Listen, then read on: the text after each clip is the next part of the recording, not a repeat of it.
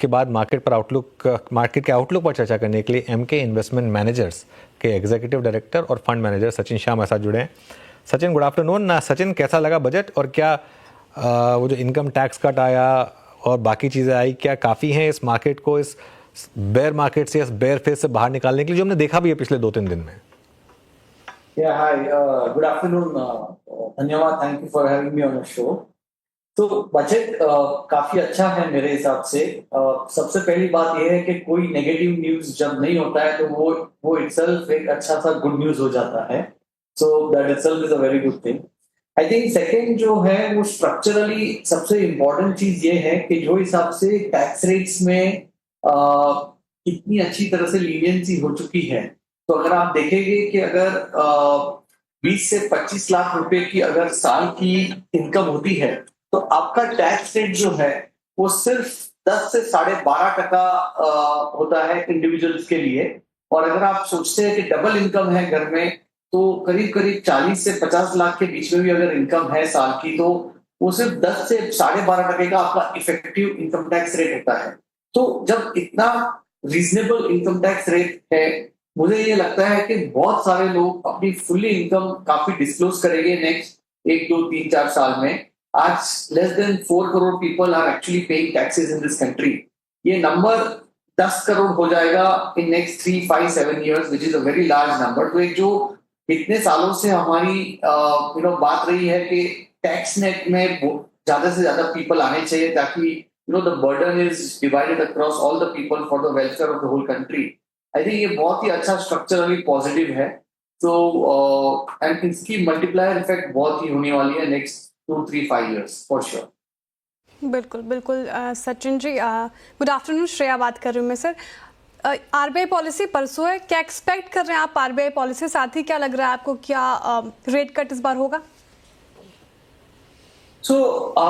मुझे लगता है कि आरबीआई के इस बार की पॉलिसी में रेट कट होना की बहुत ही हाई प्रोबेबिलिटी है। एटलीस्ट एक 25 बिप्स की रेट कट आने की काफी अच्छी संभावना है, क्योंकि अभी इन्फ्लेशन भी काफी रीजनेबली कंट्रोल में है। और जो हिसाब से क्रेडिट ग्रोथ भी थोड़ा सा कम हुआ है, तो उसको एनकरेज करने के लिए एक 25 बिप्स कट होना शायद हाई प्रोबेबिलिटी लग रहा है इन दिस आरबीआई पॉलिसी। अच्छा, आप इस वक्त बैंक्स में झुकाव कहाँ रखते हैं? अगर आप बीते 1 महीने की प्राइस परफॉर्मेंस देखें या 10 दिन की, तो उसमें फिर भी प्राइवेट बैंक्स ने एक स्ट्रॉन्ग मूव दिया है। इंडसइंड बैंक के नंबर्स बहुत स्ट्रॉन्ग थे। अभी झुकाव आपका, जब आप ये मान के चल रहे हैं कि 25 बेसिस पॉइंट का कट आरबीआई दे देगा, ज़्यादा एक्सपेंशन प्राइसेस में कहाँ पे आएगा? पीएसयूज में, जो कि अभी भी डाउनवर्ड ट्रैजेक्टरी में ट्रेड कर रहे हैं, या फिर प्राइवेट स्पेस में? हमें लगता है कि जो हिसाब से अभी रिजल्ट्स आए हैं, उसमें अगर आप देखेंगे तो जो लीडर्स है पर्टिकुलरली प्राइवेट सेक्टर बैंक्स में, उनके रिजल्ट्स बहुत ही अच्छे आए हैं। मार्जिन के एंड पे भी एनआईएम और उनकी असेट क्वालिटी दोनों पे उनके रिजल्ट्स काफी अच्छे आए हैं। उनके डिपॉजिट ग्रोथ भी काफी डिसेंट रहे हैं। तो प्राइवेट सेक्टर बैंक के वैल्यूएशंस भी, और जो लीडर्स है प्राइवेट सेक्टर बैंक्स में, उनके वैल्यूएशंस भी ये लेवल पे बहुत ही रीजनेबल है। शायद लास्ट 5 साल में वन ऑफ द लोएस्ट रहे होंगे। और जो हिसाब से उनका बिजनेस आउटलुक है, जो हिसाब से उन्होंने पूरा ब्रांच एक्सपेंशन किया है, जो हिसाब से उन्होंने पूरे टेक्नोलॉजी में इन्वेस्ट किए, जो उनका एक इतना स्ट्रॉन्ग फ्रेंचाइजी है, तो नेक्स्ट 3 से 5 साल में इनकी भी मार्केट शेयर और बढ़ने वाली है। तो we prefer definitely private sector bank, and within the private sector bank also the leaders at this point in time. Okay, Sachin, trend जैसे स्टॉक पर अब आपका क्या व्यू होगा? जो इतनी बड़ी रैली के बाद जो गिरावट आई, उसके बाद क्या कुछ बाइंग अपॉर्चुनिटी है या अभी भी थोड़ा सा केयरफुली रहेंगे? Sorry, can you please repeat that? मैं रिपीट करता हूं, उससे पहले एक बार जरा निफ्टी का इंटरडे चार्ट देखना चाह रहा था, क्योंकि मार्केट में एक थोड़ी सी प्रॉफिट बुकिंग आ रही है हायर लेवल से। सचिन, 1 सेकंड बस, मैं आ रहा हूं आपके पास वापस। निफ्टी का इंटरडे चार्ट लेकर आइए जरा एक बार स्क्रीन पर। डे हाई से थोड़ी स्लिप आई है, 23,800 के बाद हम 23,687 तक आए हैं। ठीक है, वैसे कोई दिक्कत नहीं है। बैंक निफ्टी मिड कैप अभी भी स्ट्रांग है। मैं आपसे सवाल पूछ रहा था सचिन, ट्रेंड के ऊपर। एक बड़ी रैली आई ट्रेंड में, उसके बाद एक पिछले क्वार्टर के बाद से एक डिक्लाइन आया। इसको आप कैसे देख रहे हैं? एज बाइंग अपॉर्चुनिटी या एक थोड़ा सा वार्निंग साइंस? नहीं, आई थिंक ये जो करेक्शन हुआ है ये अच्छी अपॉर्चुनिटी है। काफी क्वालिटी स्टॉक्स बहुत ही रीजनेबल वैल्यूएशंस में आ रहे हैं।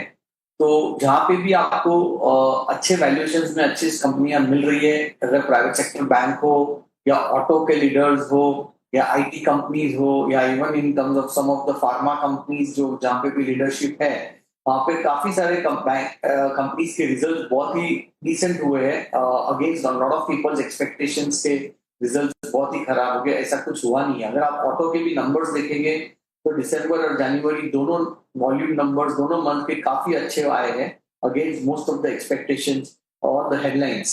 तो वो हिसाब से जहां पे भी क्वालिटी कंपनीज है और रीजनेबल वैल्यूएशंस है, I think this is a good time to actually increase your allocation. Sachin ji, FMCG index देखिए, कल भी इसमें गिरावट देखने को मिल रही थी, आज भी ये गिरकर ही कारोबार कर रहा है। लेकिन जब बजट में पर्सनल टैक्स को लेकर ऐलान हुआ, रेट टैक्स कटौती को लेकर, तो एफएमसीजी इनफैक्ट पूरा कंजप्शन बास्केट ही एकदम से बूम हुआ था, लेकिन उसके बाद से ढीला पड़ता जा रहा है।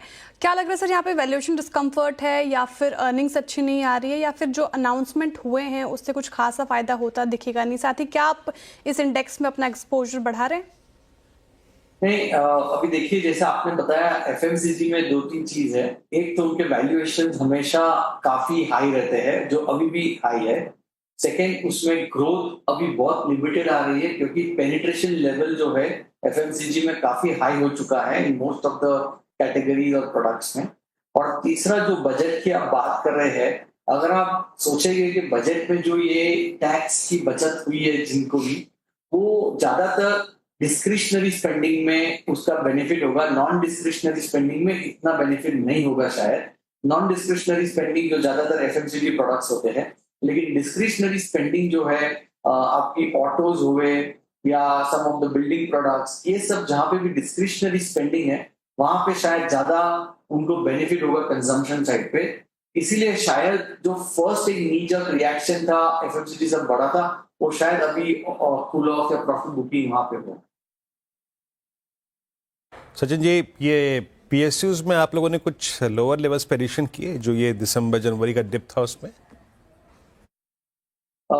हमारा पीएसयू में एक्सपोजर बहुत ही लिमिटेड है। लास्ट 2-3 साल से भी हमने पीएसयू कंपनीज में हमारा एटलीस्ट हमारी जो फ्लैगशिप एमके कैपिटल बिल्डर जो हमारी स्ट्रेटेजी है, वहां पे हमारा एक्सपोजर बहुत ही लिमिटेड है। We are more exposed into secular sectors, as I said, private sector, banking, IT, auto and pharma. Sachin ji, बहुत बहुत शुक्रिया हमारे साथ जुड़ने के लिए, तमाम सवालों के जवाब देने के लिए बहुत शुक्रिया सर। एक बार बाजार पर नजर डाल